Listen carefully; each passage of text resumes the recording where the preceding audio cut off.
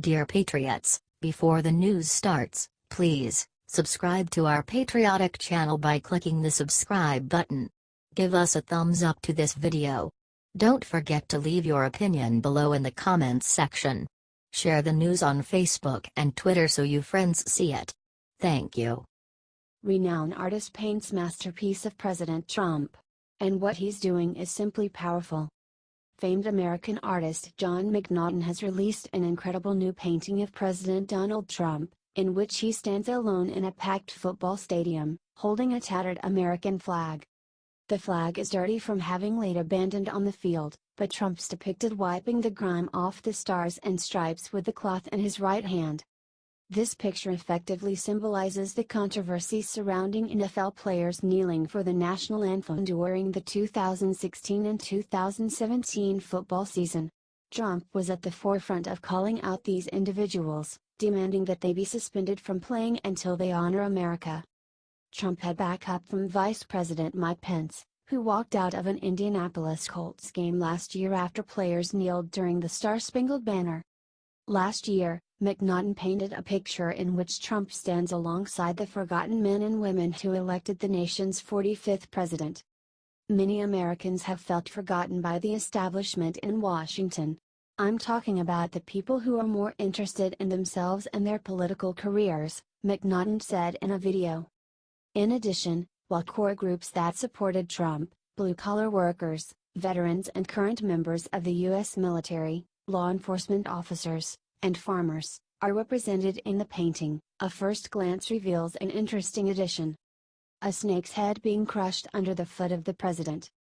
I want a president that will crush the enemies of liberty, justice, and American prosperity, McNaughton explains. They may have the power to bruise his heel, but he will have the power to crush their head. McNaughton said those who voted for Trump knew exactly what they were getting, which is why they voted for him in the first place. Last year, we elected President Trump. He expressed by his words and demeanor what Americans wanted. A man who is not going to bow down to Washington or other countries. A man that would not forget the forgotten men and women of this country who elected him.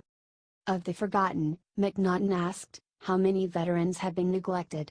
How many of our police officers have been marginalized? How many families are suffering because of poor health care, limited opportunities, and government intrusion? He added.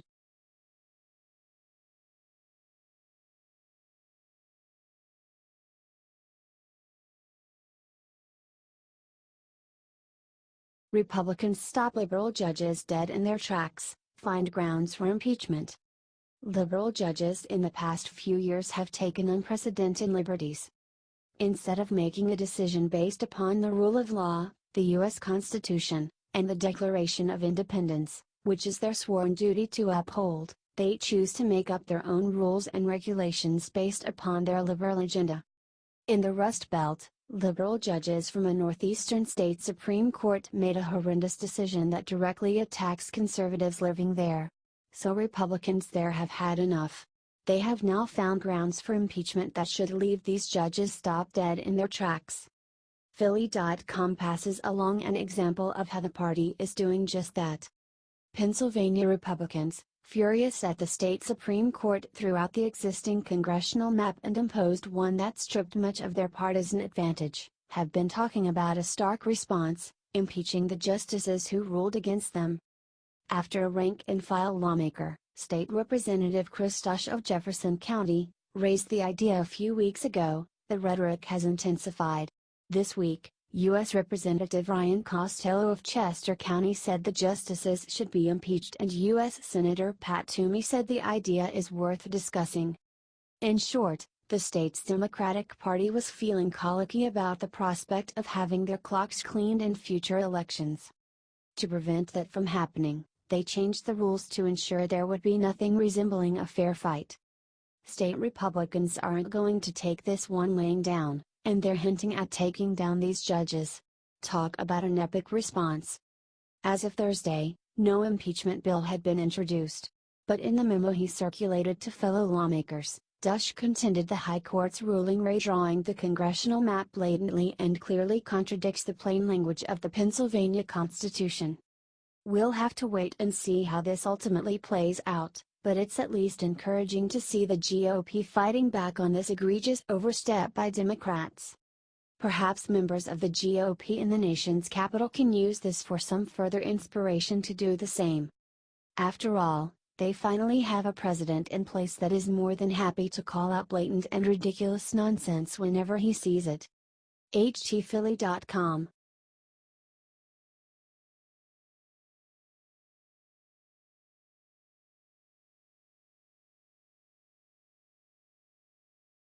This proves Trump is way braver than Broward County Police.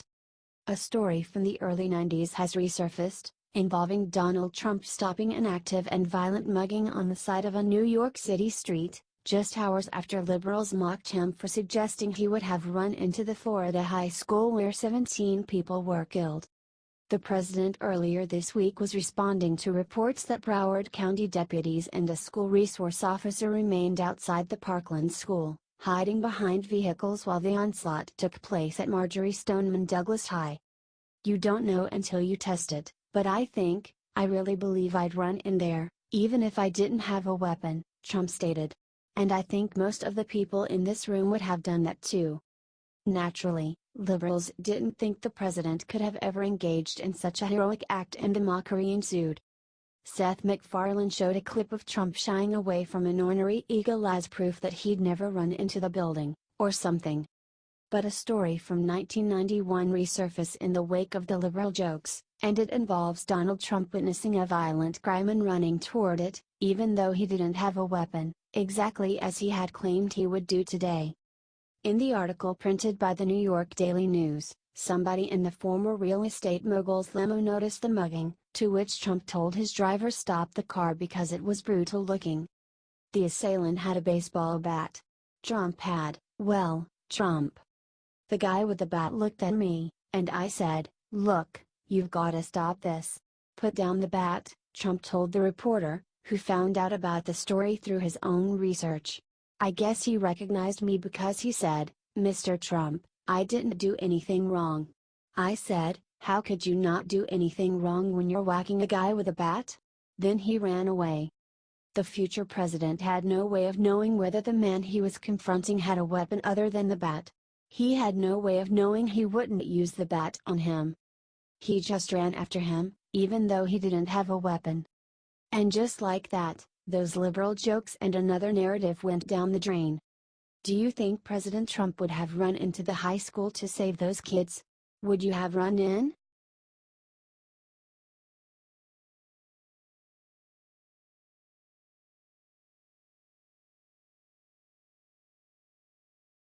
Obama's right-hand man reveals Mueller's poisonous plans for Trump.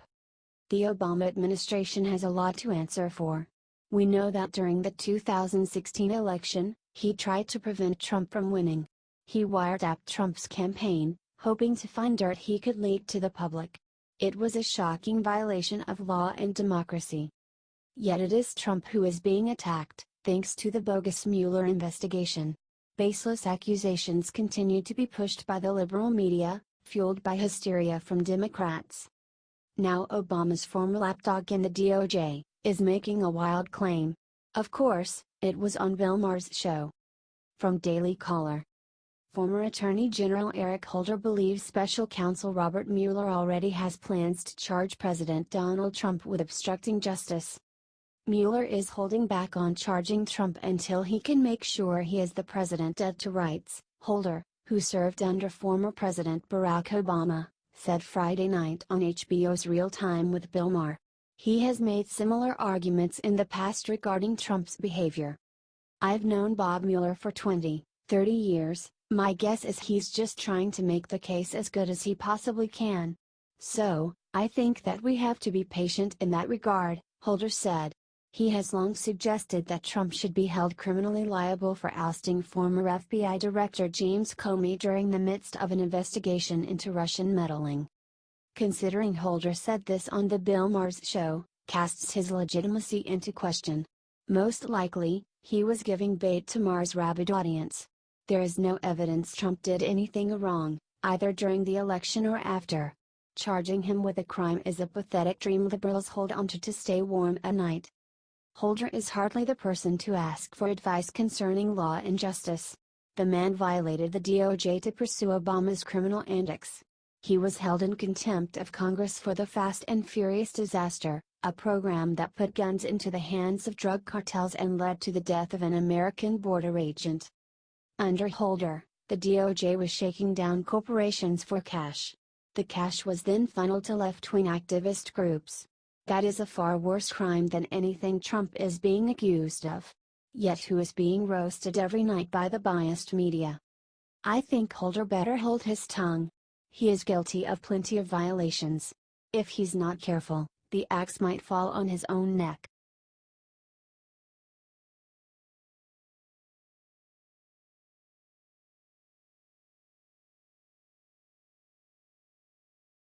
It's official, President Trump confirms he will run again in 2020. Trump confirms he will run again in 2020 by appointing a campaign manager, 980 days before America will decide on his second term. President Donald Trump is essentially confirming his bid for re-election by tapping a veteran of 2016 as his campaign manager to oversee the effort. The president who stunned the world with his 2016 victory is tapping a veteran of his successful campaign effort to run his 2020 bid, elevating former digital director Brad Parscale, according to a new report. Trump's 2020 moves come as his calls for changes to gun laws and regulations are already hitting snags, and after he got a bounce in a recent poll. Parscale's role helming the 2020 effort was first broken by the Drudge Report. The site billed the story as a world exclusive, coming 980 days before the election. Parscale served as Trump's digital director for the 2016 campaign, where he oversaw online ads, social media, and TV purchases. After the election, he helped launch America First policies, which promotes Trump and his agenda from outside the White House. According to a statement released by the Trump campaign, in addition to focusing on building its infrastructure for the 2020 race, the Trump campaign will be engaged in the 2018 midterm elections this year, providing candidates with general support, endorsements, and rallying the support of the political grassroots by engaging Trump supporters in districts and states. The campaign sent out a statement from Eric Trump, the president's son who helps run the Trump Organization. Brad is an amazing talent and was pivotal to our success in 2016. He has our family's complete trust and is the perfect person to be at the helm of the campaign, Eric Trump said. Trump's son-in-law Jared Kushner, who is a senior advisor to Trump working in the White House, added, Brad was essential in bringing a disciplined technology and data-driven approach to how the 2016 campaign was run. His leadership and expertise will help build a best-in-class campaign. As early as October 2017, Parscale already told 60 Minutes he was currently working on President Trump's 2020 effort. He was among several top campaign officials to send out retweets in the final weeks of the campaign that turned out to be Russian bots that originated from a notorious troll farm in St. Petersburg. He retweeted a post from a 10_GOP- which posed as an official state party site. Trump invoked the 2020 elections during a Cincinnati trip to the Schaeffer Corporation, saying Democrats would get punished in 2018 and 2020 if they don't get behind him. They would rather see Trump do badly than our country do well, Trump said, referencing the State of the Union speech. They were like death. And un-American. Somebody said treasonous. I mean, yeah. I guess. Why not?